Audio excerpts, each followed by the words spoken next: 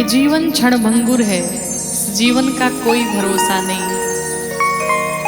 इसलिए कहते हैं कि क्षणभंगुर जीवन की कलिका,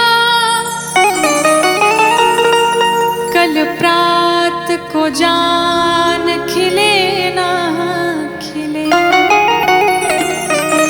मलयाचल की सुच शीतल मंद, ये सुगंध समीर मिले ना मिले।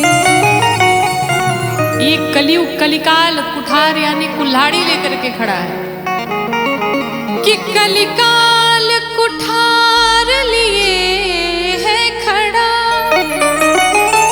तन नम्र सी चोट झिले ना झिले।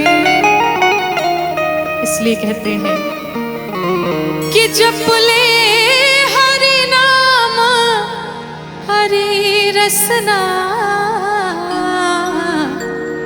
क्यों? क्योंकि फिर अंत समय में ये हिले ना हिले। किसी साधक ने लिखा कि काहे माया में भुलाइल बाड़ा तोता हो। अरे खोता छोड़ के जाए के पड़ी।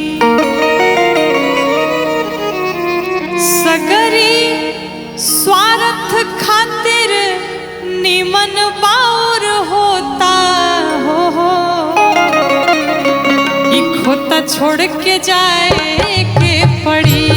काहे माया में भुलाइल बाड़ा तोता हो। खोता छोड़ जाए के पड़ी। सगरी स्वार्थ खातिर निमन बाउर होता हो। कि सगरी स्वार्थ खातिर निमन बाउर होता हो। खोता छोड़ के जाए के पड़ी। काहे माया में भुलाइल बाड़ा तोता हो। खोता छोड़ के जाए के पड़ी।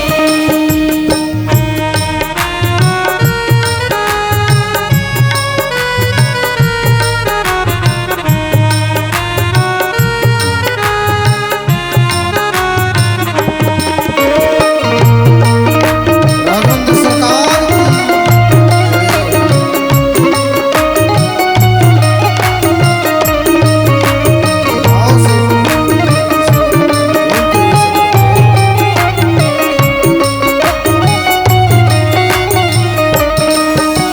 चाहे आप जितना भी धन कमा लीजिए, साधक कहता है